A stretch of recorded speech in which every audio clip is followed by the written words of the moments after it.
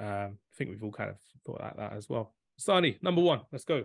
Who we got, my friend? It's going to be an obvious choice, isn't it? I think if we all don't have this player as number one, then we really need to reconsider and have some uncomfortable conversations as to why we actually do watch football. It's right. The man... I've got it. Everyone on three. When I say three, everyone say the number one. Let's just see who we have. Let's go. So 1, 2, 3. Then I'll say it. So 1, 2, 3. Cristiano Ronaldo. Richarlison. I'm joking. I missed it. I was gonna say Morton Gabs Pedersen for the banter, but it's Cristiano Ronaldo. Yeah. That's why some people don't want to do this one, because it's easy for the number one. It's not about number one. It's who you kind of miss out from your list, and it's who you kind of have in different lists as well. Because Ronaldo was the epitome of excellence in the Premier League, Ballon d'Or winner, and I think that's why Salah hasn't really got to anyone's number one just yet, because he hasn't won the Ballon d'Or for Liverpool, and he hasn't really hit the heights of being the greatest player in the world whilst being at Liverpool and winning the Premier League. Ronaldo did that when he was 21, 22 years old. Lewis, what we got to say about Cristiano Ronaldo that we haven't said already?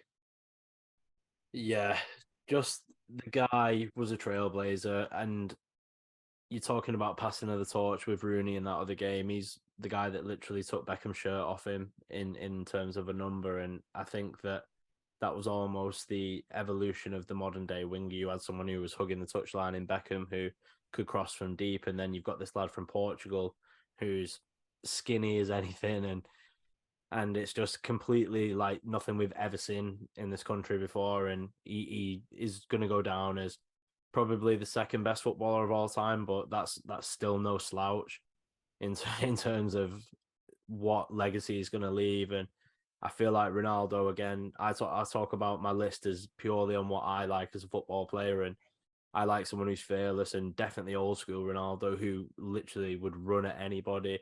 Yeah, he got United out of some sticky situations, and I think that you talk about once in a lifetime player, and I genuinely think that Cristiano Ronaldo is, and I hope that his time in Europe isn't finished, and I hope when he retires he gets the flowers he deserves, because yeah, what a player. And if Messi doesn't exist, then he is comfortably the best player ever, which is mad. It's exactly the same, I would say. Sukhi, what about you? From an opposition point of view, did you get to really enjoy and embrace Cristiano Ronaldo in that first stint that he had as a winger in the Premier League? Oh, yeah, without a doubt. And again, I don't want to take too much of the glory, because, again, you boys are the United fans, so I want you to kind of talk about him. Just from our side, I mean, when you first looked at him, he was raw as a kid. Then you had Keane and everyone getting onto him, making him transition and making him that better player, making him focused. And then again, like you say about the accolades, he did the three-peat with United, three in a row. He even made that winger role where you had to cut in and shoot. And I think he kind of made that transition where you said you had David Beckham, then to Ronaldo.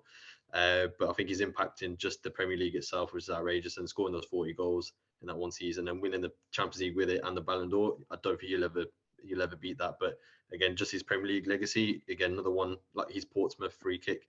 I don't want to go too much into it, because I know you guys have got all the stats and the facts for it. So